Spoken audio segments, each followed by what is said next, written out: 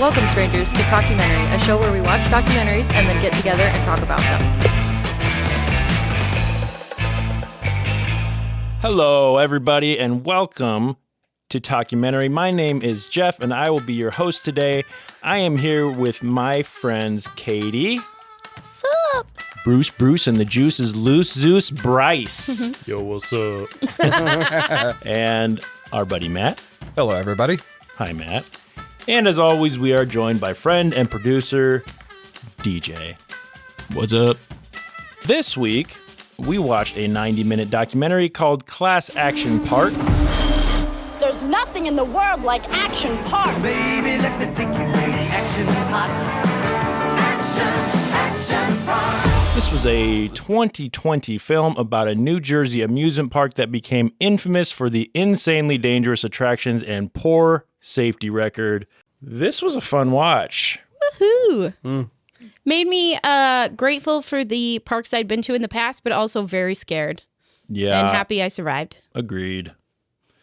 Class Action Park was the #1 film on HBO for the week following its premiere in 2020 and is certified fresh on Rotten Tomatoes with a 96% tomato meter and an audience score of 80. This was a documentary directed by Seth Porges and Chris Charles Scott III, produced by Michael Garber, Chris M. Johnston, Chris Lyons, and Seth Porges. This was a Pinball Party Productions, Strategery Films, and Warner Max production, distributed by HBO Max. Jeff, the name butcher, kills again, and probably screwed all those up.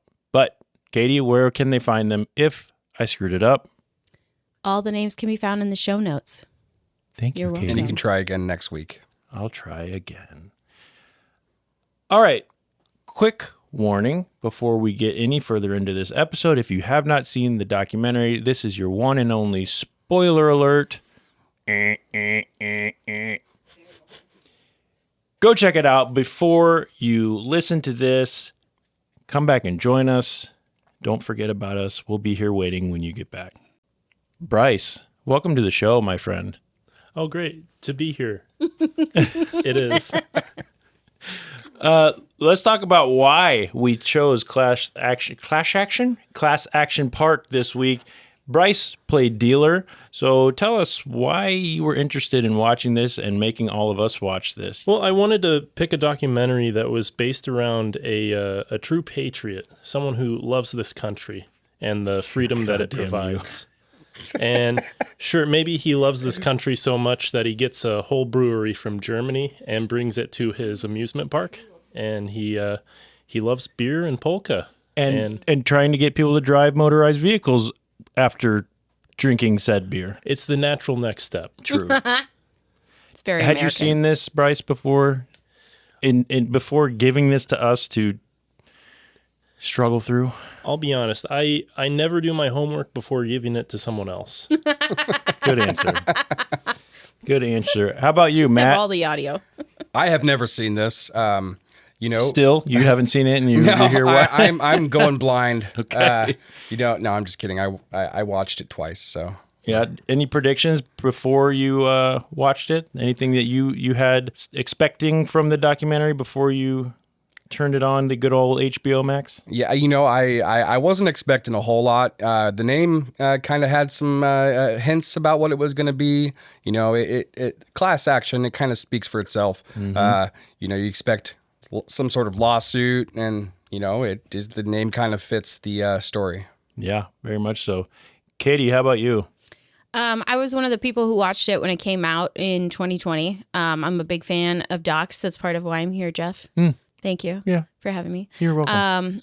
I have always enjoyed theme parks, so I was a little taken aback by the words class action, but I sure hoped that the rides were fun, even if the injuries were many. Yeah, and it seems like, and we'll get into this deeper, but it seems like there wasn't very many people that didn't think it was fun, even though it was a fucking nightmare. But we'll get to that. For me, amusement parks are kind of, they go hand in hand with danger as it is. I mean, that's what makes an amusement park fun, right? Because you're doing something that could be dangerous, right? So no matter what the situation is, that's kind of part of the appeal. But knowing that there was one that was truly dangerous, where you could actually lose your life, and that was almost like wouldn't be a shock, that was kind of my prediction. Or that was why I was excited to watch it. As far as predictions, I guessed that it was going to be a lot crazier than I, would think. So, and I think that came true pretty well. So, were you excited to watch this, Brice? Are you excited to talk about this with your friends and little family you got going on here? I'm pretty excited to talk about this. I mean, Gene Mulvihill, he would wear a suit in 90-degree heat, which I can only attribute to him just being drunk all of the time, including the times that he designed all these rides. Yep. And it really plays out in how the rides were created. When you carry a machine gun in your desk drawer, that says something about your help me. Your brain? Yeah, sure, that works. All right, so let's get into some of the details of the documentary that we all watched. I am going to go through a fairly broad synopsis of what we watched. Crew, as always, and I say always, this is episode number 2. So as we've done once before, feel free to chime in as we go through this. I want to hear your take on each of these things. I use Nick Allen's review on RogerDebert.com as my source for compiling this synopsis. So thanks, Nick. I don't know you, but there's your credit. Class Action Park is a sharp, funny, and bizarrely responsible documentary about an amusement park in Vernon, New Jersey that inexplicably, someone help me. Nope. Inexplicably. Yeah, there we Thank go. you. Hurt a lot of people, and that recklessness was part of the fun. You could risk whiplash in a tube on a choppy waters of the Colorado River ride, wade in a large wave pool that has a death zone, or commandeer the go-karts from Motor World and reach speeds of 50 miles per hour. The employees seem more likely to join reckless behavior than to stop it, and the rich guy behind it all, who is Brice's favorite person of all, was fulfilling his dream of creating a small world with no rules. Class Action Park presents the saga of this empire with the right amount of gravity, unlike the park ever did. It values people more than the memory of a cheap thrill. It's hard to believe a place like this ever existed, though the way it came to be makes sense. A rich guy named Gene Mulvihill wanted to have his own water park, and Vernon allowed him to have the only one outside the New York City area. Because he had money and didn't prioritize safety or science, he would engineer rides that sometimes didn't even make it past the testing phase, like a cannonball chute that initially decapitated test dummies, known by his former employees as Uncle Gene, which I don't know about you guys, but that's kind of creepy Sounds to me. really Oh, inappropriate. definitely creepy. Okay, good. There were creepy uncles in the 80s. There are still creepy uncles, Katie. And by a grieving mother as a piece of shit. The rule-bending Mulvihill found ways to largely avoid accountability by starting a shell insurance company in the Cayman Islands, which he then used for money laundering. Swell guy, Brice, for you to look up to. Shitting on Brice pretty hard. Yeah, well... Well, This that is is the official sounding London and World Assurance that you're talking about, The very Right, yeah, the Official. one and only. which documents might have been drawn on a cocktail napkin. We don't know. Yeah, well, we do know because they were. And unless somebody was seriously hurt at Action Park, he and his teenage staff didn't report it. It was a reckless operation, but it found purpose with the adventurous folk who took advantage of its Wild West freedoms. Many were hurt, a few people died, everyone left Action Park with a story. Let's pause and talk about what was in Action Park. So, what rides, when you watched, were you like, holy crap, I'd go on that? Well, if you look at some of these rides around here that exist in the Midwest, there's already some that are kind of like what's in this show. Like? I can't name them, The but I know they Colorado exist. Springs is definitely a template for what exists at almost every water park and theme True. park. But you saw the footage of those people slamming into the side of those things. There's a reason that they have seatbelts now. Yeah. The Colorado River ride started out as a lazy river, but then Gene Mulvihill turned up the water pressure. He cranked it to 11. Damn lazy kids, anyways. And then his And coworker. Early test riders for that came out of it unconscious. So they dialed it back. But they got paid to do that, okay? And he's So like, they I got want level $100. 4 Yeah. rapids in Vernon, New Jersey. And he's like, sir, we don't have level 4 Colorado rapids in Vernon, New Jersey. And people aren't paying to ride that. So some of the ones that I kind of got on a couple of different websites and tried to find a full list of all the rides that were at Action Park, and it's a pretty long list. So I won't go through all of them, but some of them broken into 3 different, areas as they discuss in the doc. Water World, Motor World, and then Alpine Center. So in Water World, we had things like what you guys mentioned, the Colorado River ride, the Rapids ride, the Wave Pool, or the Grave Pool as they refer to it. Anything that has the name Death Zone in it is, it's automatically legitimate. Oh yeah, it's going to be fun. Yeah. Surf Hill, Tarzan Swing, that one's a fun one where people would swing on a 20-foot steel cable into a spring-fed pool, which was super cold. Cannonball, River Ride, Cliff Dive, Air Slide. The one that it's kind of, I think, sticks out in a lot of people's minds is the Cannonball Loop, which is the giant looping water slide, in which Mulvihill paid teenagers to test it and get all sorts of messed up while riding it. Okay, I want to pause for real quick and talk about the Cannonball Loop because I felt like I was actually having anxiety when I was thinking about it. So I was watching this part and my thought was when they were testing that, it's not so much being afraid that you're going to get beat up when you go around it.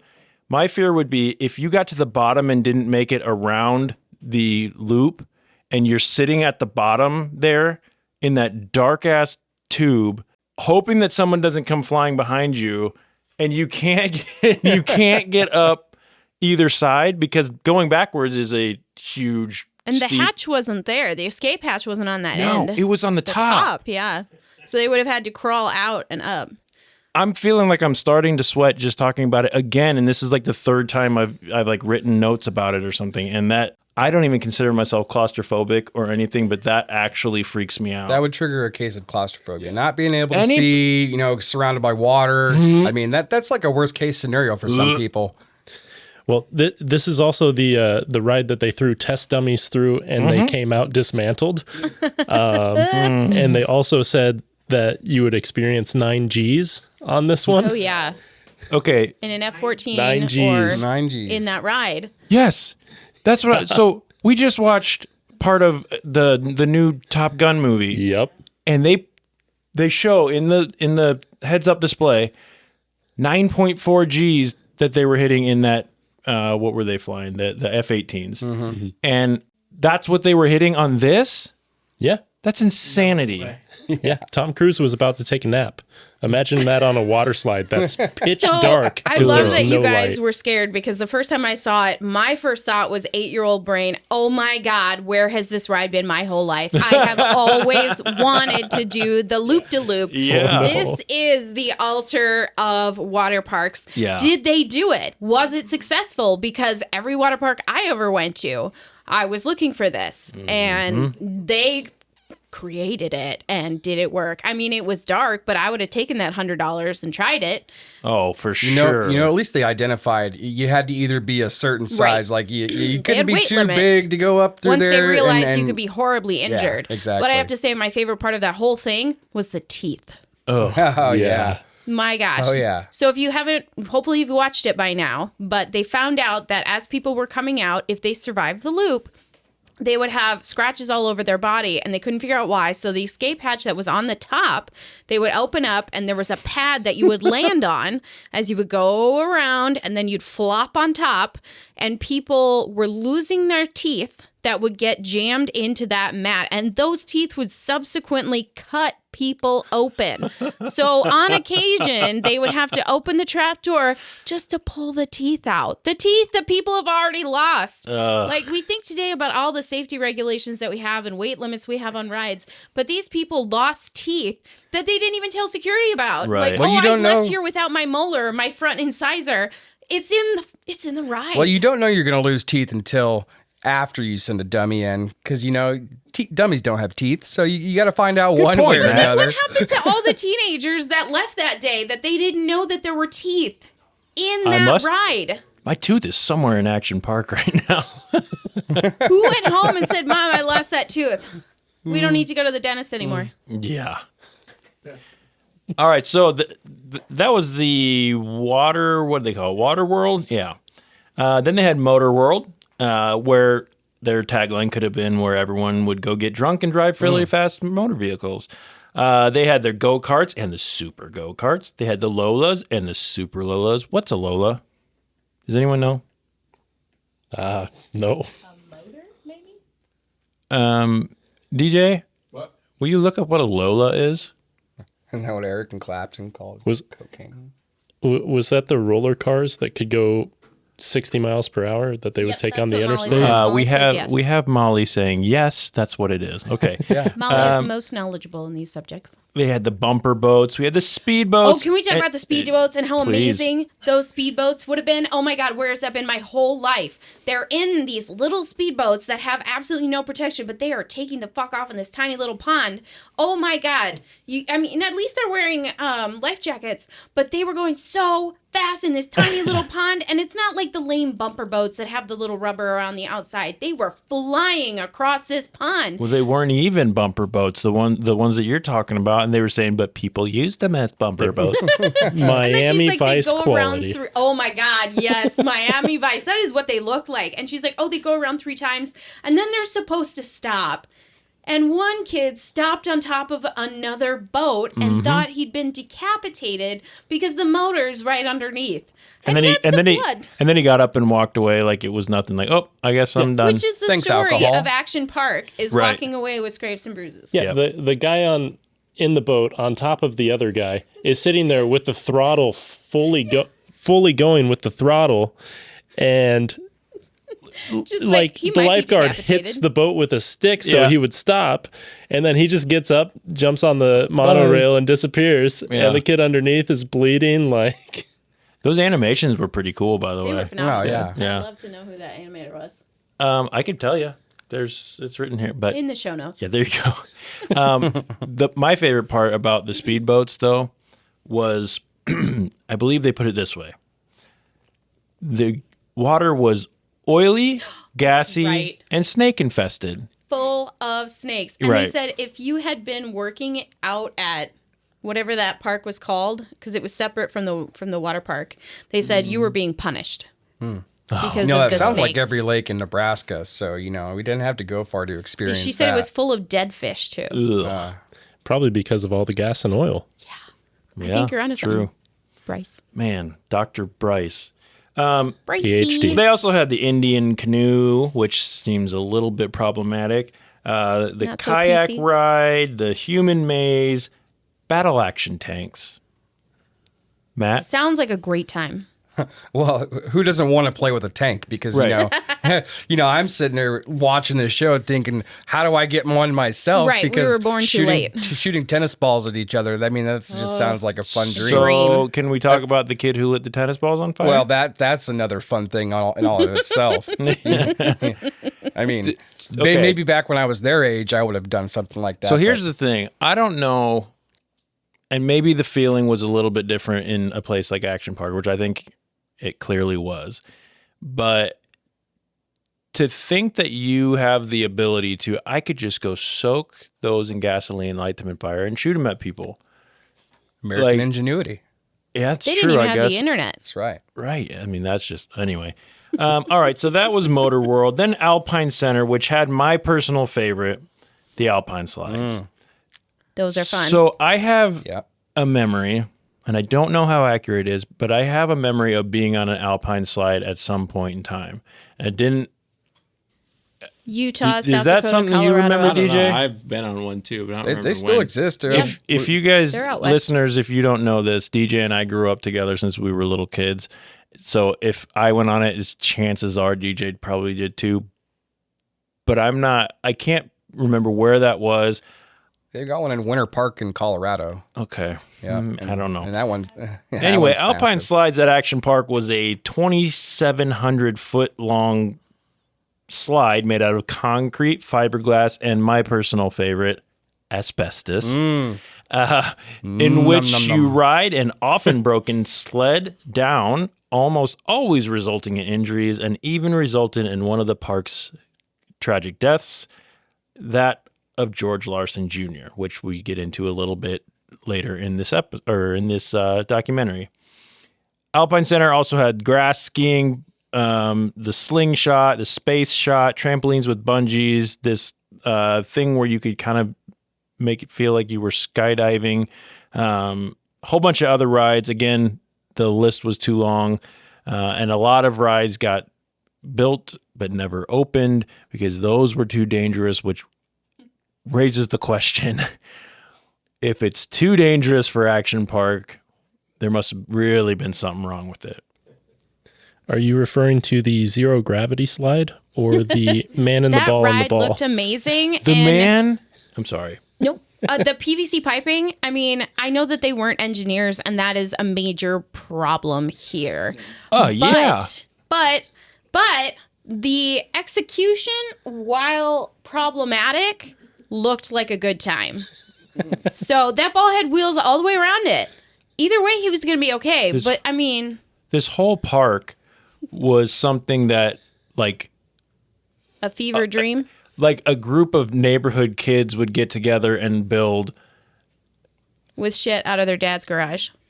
DJ and I built this go-kart that we would ride down the hill by our house, and that is exactly the kind of stuff that we would do here. I mean, it's a concrete hill, and I remember having all kinds of scrapes and bruises from that stupid thing.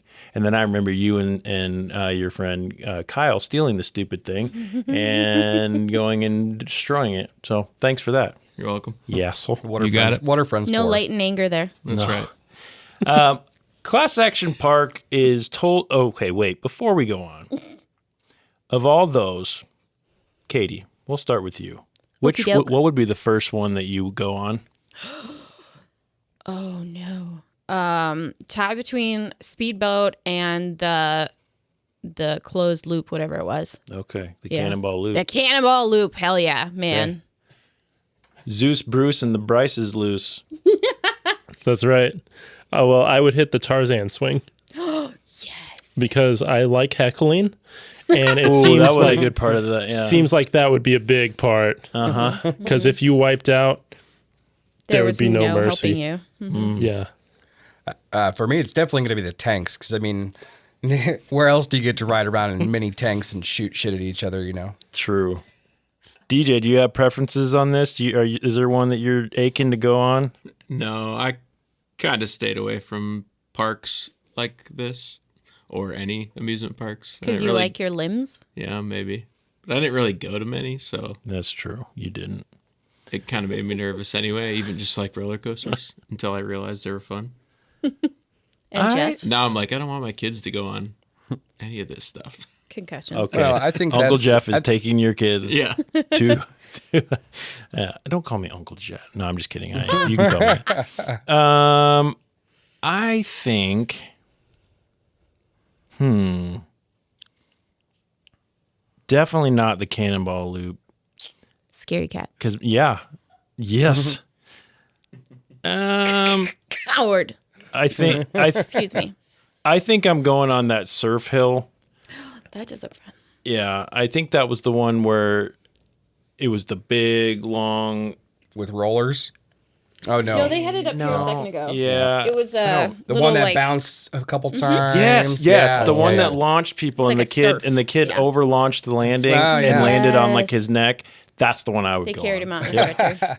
Class Action Park is told in chronological order, a vital idea to its you are there energy as you share in the memories and later learn that the danger factor isn't simply a joke. With archival footage and cartoon reenactments, the movie details the real-life slapstick moments of the park, while talking heads regale stories of pain and mischief, including you in the 80s movie in their minds.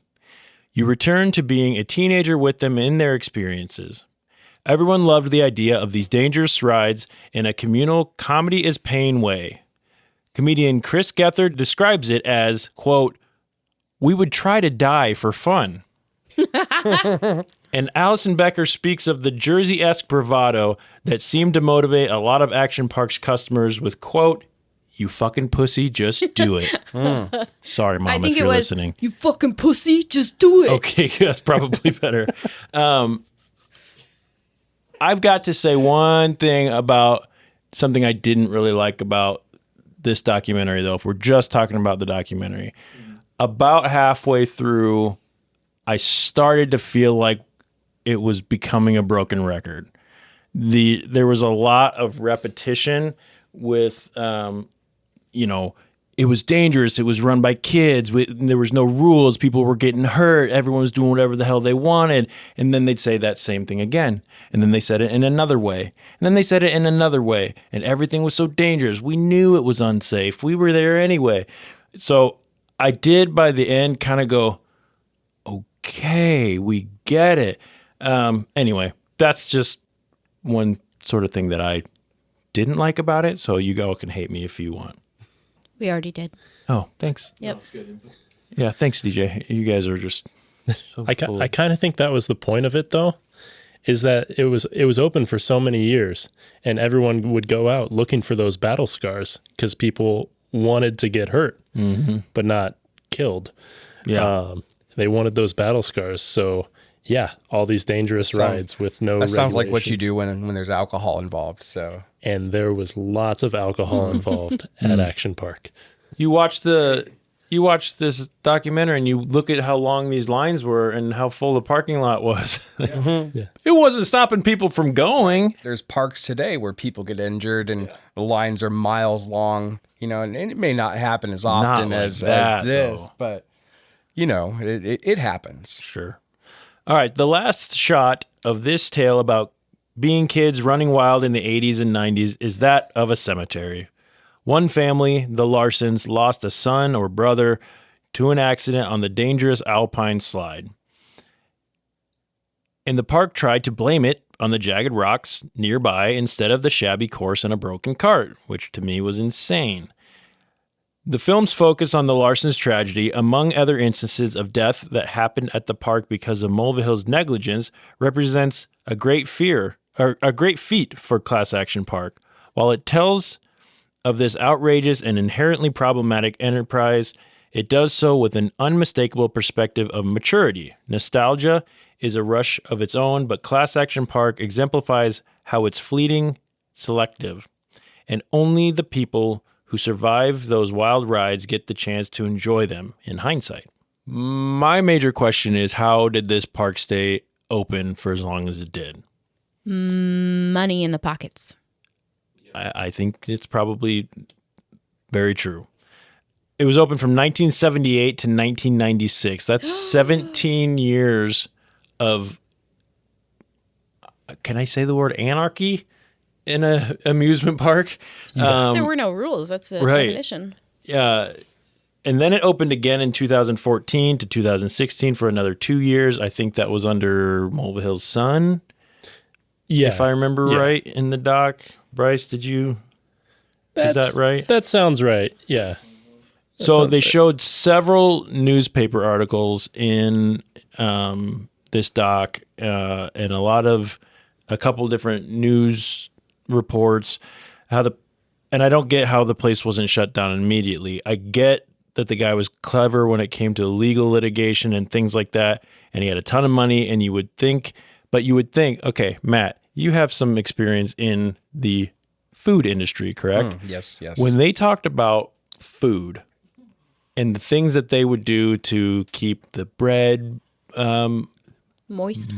Oh, that's an awful way to do it. Well, yeah.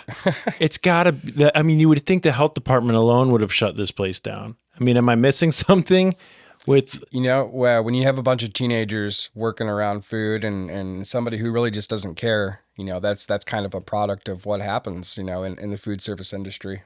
But why aren't these places? Why isn't okay? Maybe I'm just overthinking it, but I can't imagine how a place like this stayed open.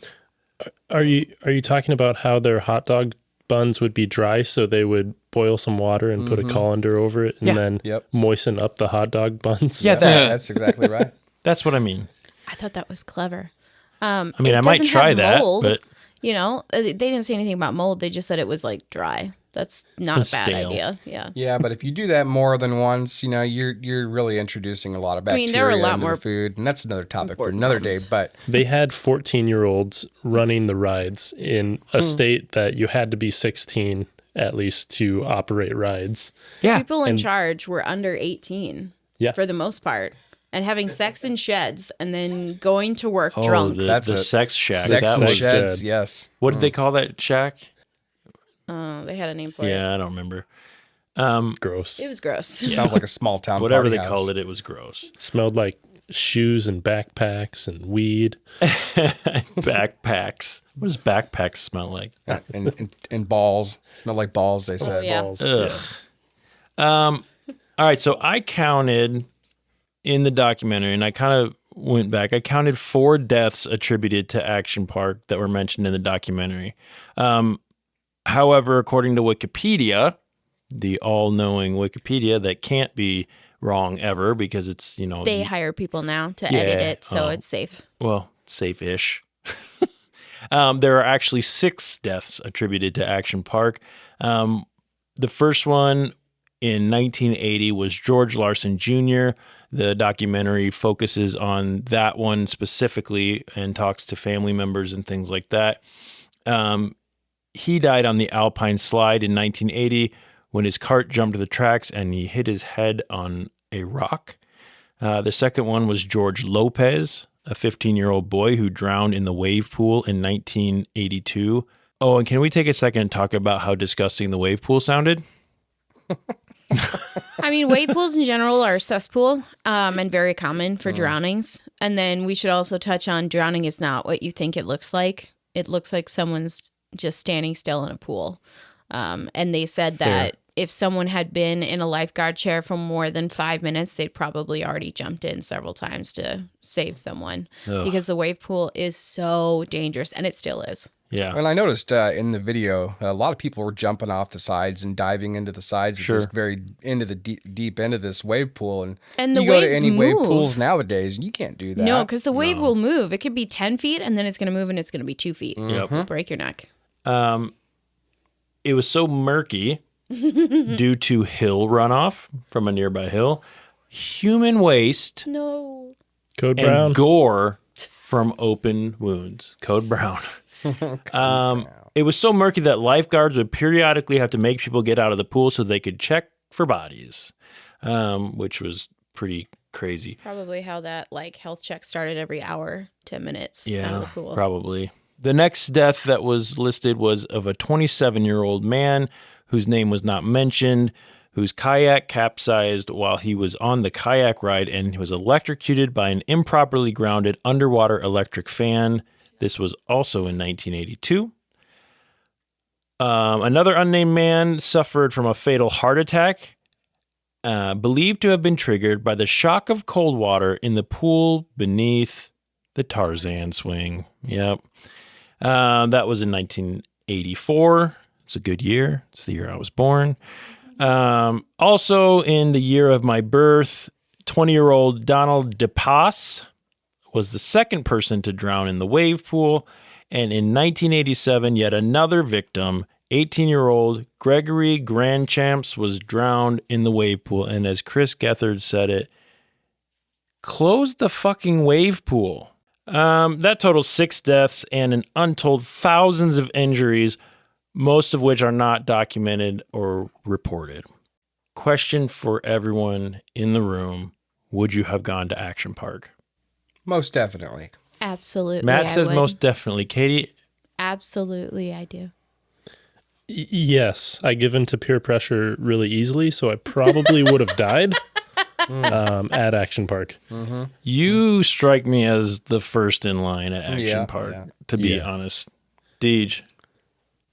I would have went if other people probably would have went, but No. I probably wouldn't have decided to go. But also, You wouldn't go to we- Adventureland. Yeah, no kidding. But I'm just curious if anybody knew all this stuff. You know, It sounded like In it. 1984, Sound like everybody were knew they about it. aware of all the Yeah, safety right. violations, or was it just a fun place that they just blamed and Yeah. said this kid fell out, it's his fault? Right. Yeah. True. Well, Well, because they just said I was just looking over at the doc that we got playing, but they were just talking about how the guy that owned it, he just knew so many people in high places that he could get away with it. All the regulations that other parks were getting screwed on, right. and then he said if anybody sued him, he would never settle. He would just take him to court, Yeah. and then they couldn't pay for it. And then Kid tie win. him He up would- in litigation. Yeah, and he would yeah. always win. Yeah. and even if they won, he wouldn't pay it, and Yeah. they'd have to send the marshals to Right. the park. Yeah, I liked when they said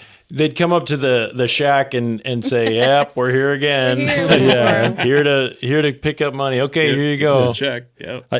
But I feel like the energy behind Action Park was that it was so much just Lord of the Flies. Like everything was peer pressured. Like if you couldn't swim, but your friends could, you're still going to go off the Tarzan swing. Absolutely. You're still going to do all these crazy things.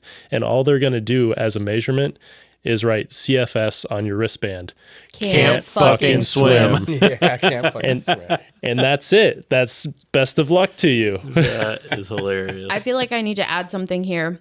I buried the lead a little. I've worked at 2 water parks in my lifetime for a total of 8 years. So I've worked on the water slide. I've been in the lifeguard chair. I've worked in the food shack. I've seen it all. And most of the injuries nowadays are from people's stupidity. But I would have absolutely run as fast as I could to go to this park, and then I would have gotten a job. So Yeah. this is good time. Okay, we have reached the point of the show where we want to talk about standout moments. This is the part where everyone on our crew chose a plot point or a scene or a production trait or anything else about the documentary that stood out to them specifically and describes it in great detail, and we discuss it. Today, since this was Brice's pick, he is going to tell us what his standout moment was. Brice? Well, I want to say there were 2 lines that really stood out to me. The first line was part of a promo, and it was, "There's nothing in the world like Action Park." And the other was, "It was a place where death was tolerated." And I think those just go hand in hand and explain all of the things going on. Sure. Because you had the Alpine Slide, which I think is just the craziest ride, because you have the ski lift overhead where people would the knock. kids dropping the carts off. They would knock the carts off the ski lift at people on the track below. So It's one thing if I get hurt doing something stupid From your own negligence. from my own, like, if I get hurt, if I'm snowboarding and I get hurt because I tried to take a rail and bit it or something like that. Okay, that's my own. But if I get hurt because some kid on the ski lift dropped something on me, that's next level anger. So when that part you just mentioned, I would have gotten so mad at that. Anyway, that's me. yeah. Thanks, Brice. Chase them back up and then grab the ski lift. And the Alpine Slide, it wasn't designed so that you would stay on. They said there were 3 parts where you would, if you didn't brake, you would go off the track. And if you had one of those carts that would The many have carts. been dropped from the ski lift and probably a few times and the brakes didn't work, you were going off the track no matter what. Yep. So when someone dies SOL. because they hit a rock 20 feet away from the track, It's the rock's fault, though, Brice. it's the rock. The That they were ride told is to safe. remove It's a year totally before. safe. And yeah, idiot. yeah, I retract Gene Mulvihill being a cool guy. I don't Thank believe you. it. I have more respect for you now. He's a true patriot, but not a cool guy. Hey, tried something different, There you go. Matt, let's hear your standout moment. So my standout moment kind of has to directly relate to me and my struggles with alcoholism. The risks I took years and years ago under the influence of alcohol. It just made me look back at this and say, hey, I did stupid shit like that. And, that could have been me. So for me, it's, the close relation of how alcohol really played a factor in partying, the party life there. Yeah. And how it relates to me and the dumb shit that I did in my 20s and teenage years. Thanks, Matt. Yep. DJ, do you have a standout moment for this one? I'll just say that the line that said, what did he say? Stood out. It must have really stood out. How do you? I'm trying to think of how you said it, but how could you not ground a electrical what do you say? Electrical unit or something underwater? Underground. Yeah. Underwater electrical unit. It's beyond me. Yeah. So my standout moment first, and to me, I think the best part of this entire documentary was comedian Chris Gethard. If he had not been on this documentary, I don't think I would have enjoyed it like I did, because pretty much every time he was on screen, I laughed. And as anybody, I looked him up because I knew that sounded familiar, and he is the host of Beautiful Anonymous, and I did not realize that. If you guys haven't listened to Beautiful Anonymous, here's your plug. Go listen to it. It's an amazing podcast. He takes random callers and they tell him secret things, and it's all anonymous, and it's really, yeah. And anyway, if he, like I said, if he hadn't been in it, it would have lost a lot of its comedy and to me. But the other piece is the old footage. I love how much old footage there was, and I love the retro feel, sort of the VHS feel. Everything was kind of, broken up. The audio was a little crackled and all that. That sort of golden age of amusement parks. I think they did a really good job of putting that all together. I'm not a fan of reenactments, and this was all legit. So I really enjoyed that. Katie, do you have one? If you don't have one, I think I'll just say that having worked in water parks, I had a special fondness for this documentary. I think water parks are unique to the U.S. I don't think they really exist outside of the U.S. Is that true? Oh no, that they are all over the world. Oh, good. That makes me feel Yeah, better, because I no. thought we were trashy. No. They are all over the world. Okay, I feel better. Anyway, There's Olympic swim teams all over the world. Water slides are fun, They're just a special kind of fun that are reserved for special occasions like vacations and things. And waxing a slide is hard and cumbersome, takes time. Inner tubes can be heavy and cumbersome. And I think watching this documentary was fun because it wasn't as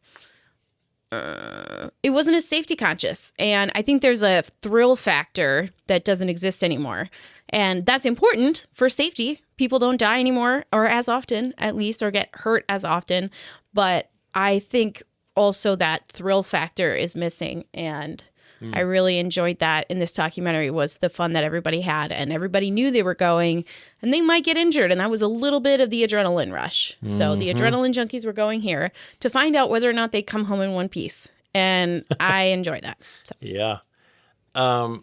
Did Mulvihill ever serve any time or anything like that? Nope, just his partners. His partner did. They mentioned, I can't remember the guy's name, his bankroller, essentially. Yeah, that was unrelated to the park. Right. But Yeah.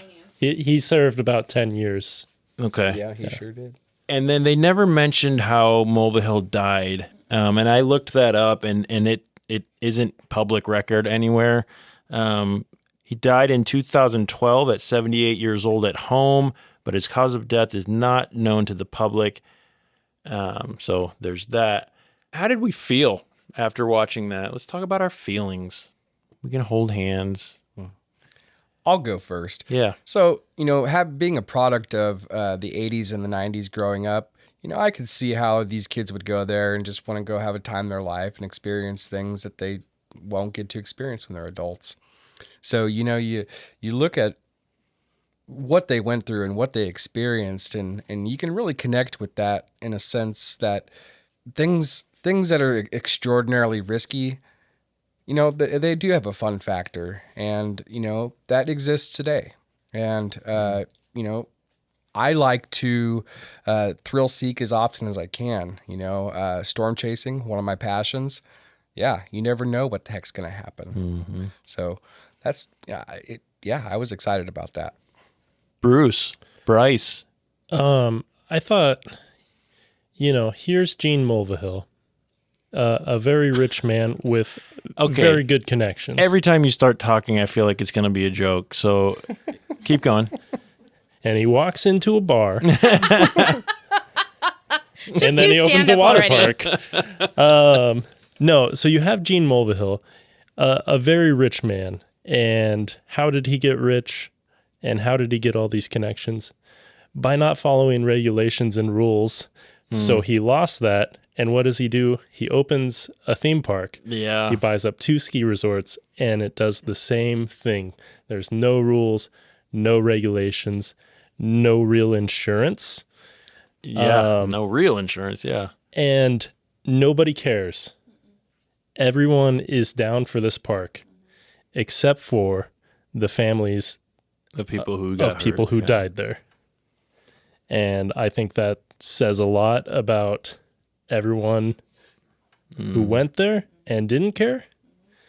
But it's like Chris Gethard, which I wrote it as Chris Gethard. That's what I thought too. I'm glad I'm not the only one. We were all thinking it. Well, But I've missed you all. he made the point, like, people get a few beers in them and they talk about it and reminisce, and it's all laughs. But when they go talk to their psychologist, the story's different. the story's different. Yeah.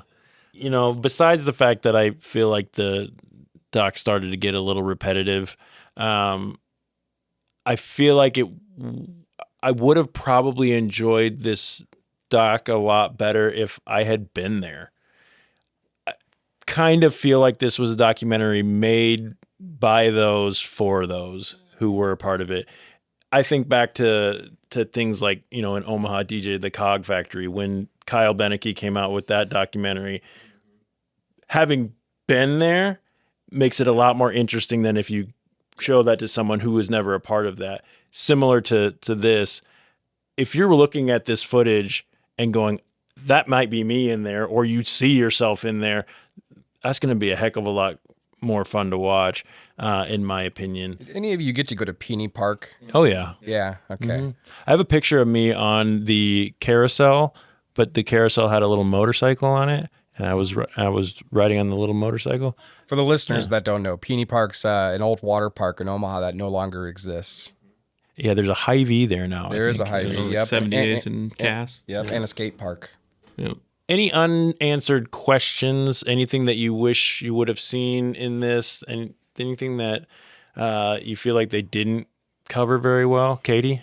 They talked a little bit about how he would take them to court and just drag it out and spend all the money. And the only one that he settled was for George Larson for $100,000.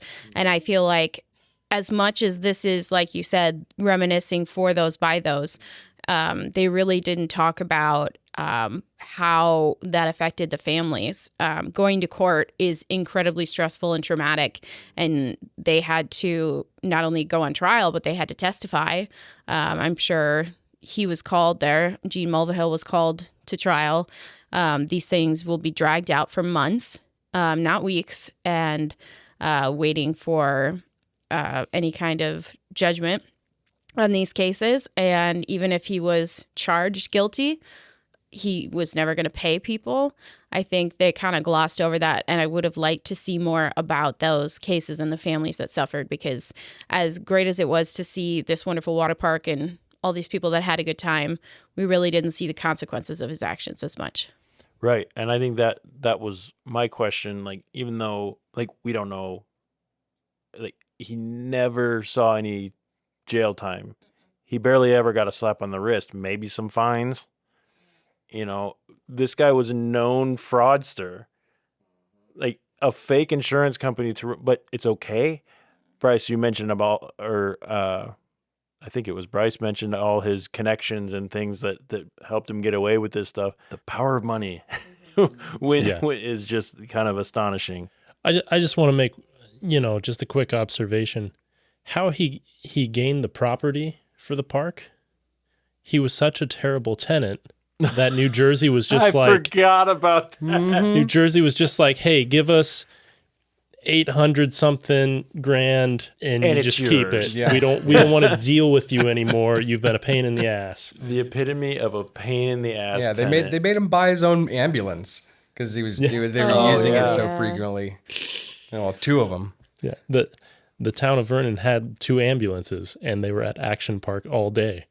So Yeah, one question I had at the end was when they explained how one of the old employees had actually purchased the park at the end. They didn't really go into what had happened after the fact, but I mean, they showed a couple pictures. I would imagine there's some terrible things that are still happening there. Just kind of under the radar. They really didn't talk about the employee stories that much. They talked to several key employees, but I'm sure there's some horror stories that are, as they said, where the bodies are buried, and we don't know. And as the name of the documentary is Class Action Park, you figured you would have heard a lot more about, when you think of a class action lawsuit, you think of like largely affecting populations, and they never really talked about any large scale lawsuits that affected a lot of people. They were always just individual lawsuits, but yeah, I get it, the play on words, Class Action Park, but for it to be called Class Action Park, it did kind of lead you to believe that it would be more about the litigation. Yeah, the to me, that's what battle. it was. So yeah, I could see how that would be a little misleading. It turned into Mountain Creek, which was what it was called, which with all the regulations and stuff, I would be more likely to probably go to that. But I was curious, like, if it existed still or if it was just like a ghost town and people have pictures, but obviously it changed into Mountain Creek. But then I just read who bought the park after that. Said a resort group bought the park in 97 and pumped a bunch of money and revamping the entire thing. Reopened in 98 under Mountain Creek, but most of the original rides were removed, and that company owned it until 2010. And then it says, and then there's a plot twist. In 2010, a group of people, including Mulville, worked on an effort to buy back the park. They were successful, so suddenly Mulville was once again in charge of Action Park. It stayed open under the name of Mountain Creek, though. And then Mulville died in 2012. In 2014, his son decided they should start using the name Action Park again. So they revived the old branding, but then in 2015, a different family took control and reverted it back to Mountain Creek. It's proof that which is where it is. Evil wears many faces. Yep. So. Isn't that crazy? Oh, and the guy that owns it now, I guess, was an employee at the Action Park. Yep. And they showed him at the end of the documentary as well. All right, so it's time to rate our documentary. We have to give an official documentary rating. Each crew member will score the documentary on a scale of 1 to 10 items, with 1 being the absolute piece of garbage and 10 being on par with the best documentaries you've ever seen. The item that is used each week changes depending on the content of our documentary. This week, we will be using my personal favorite, broken teeth, Yes. as our rating item. Why is that your favorite? Because I broke my teeth. Not on a water slide. Look for the pictures in the show notes. Yeah. Nice. Find my Instagram. Non-Action Park related, though. Yeah. It could have been tooth to concrete. I'm sure that happened once or twice. Let's not do that. Let's start with Brice. Brice, how many broken teeth do you give Action Park? I give Action Park 8 broken teeth. 8 broken teeth. It was a little repetitive, but there was just so much craziness, and I like how they showed both sides. So I got to go with 8. 8 it is. Matt. I gave it 7 just because, there is a lot of parks out there that I believe there is an inherent risk that you take when you go to visit these places. It's one of those things where you look at a park like this and you compare it to what you've been to. And, I got hurt at a lot of parks, but I mean, obviously the ones I went to, you didn't die at. And there wasn't a list. I didn't die, clearly. Yeah. I gave it 7 broken teeth because there was a fair amount of context in there. There was some good stories being told. The animation was great. That was helpful in telling the story. So 7 out of 10 broken teeth. Katie, count your broken teeth. 1, 2, 3, 4, 5, 6, 7. I have 7 broken teeth. Is that you're going 7? Mm-hmm. Okay. Also doing 7 broken teeth. I think they did a good job with the comedic factor, making it light and breezy. They had several comedians and actors that we recognize that were talking about their time at the park, but I don't think they did a good representation of the injuries and deaths that occurred. Agreed. One of the notes that I made was I'm kind of a statistics guy a little bit in docs. I like to see those, and they didn't even give a full count of all the deaths. I counted on there 4 and there were 6. So I agree with you there. I'm the odd man out here. I actually gave only 4 broken teeth to this documentary, and that's because I've watched quite a few documentaries, and if I'm going to put this on par with the best documentaries I've ever seen, I just can't do that. There are some that have moved me to tears. There are some that have broken my heart. There are some that have made me laugh uncontrollably or have made me, awe-inspired.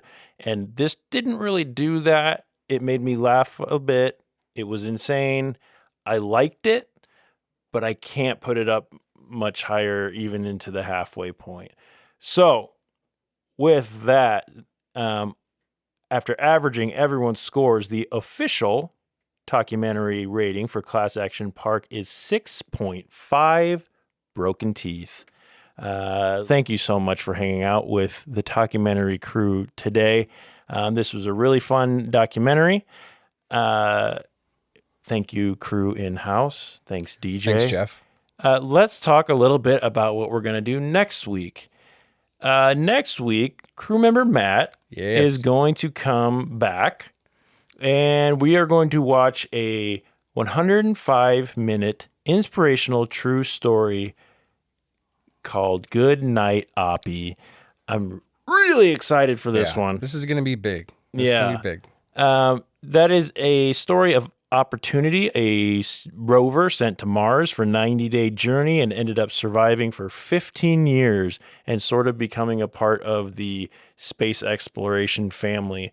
I watched the trailer for this last night and was like, oh my God, this is going to be really cool. I'm actually really excited for it. Is that the one that sings happy birthday to itself? I don't know. I haven't watched it yet. I don't know that for sure. There's a Mars rover out there that every year on its birthday it sings happy birthday. There's also one that there's also one that sends out tweets. Yeah, it's out there all alone tweets, on Mars, and then it goes do do do do do do.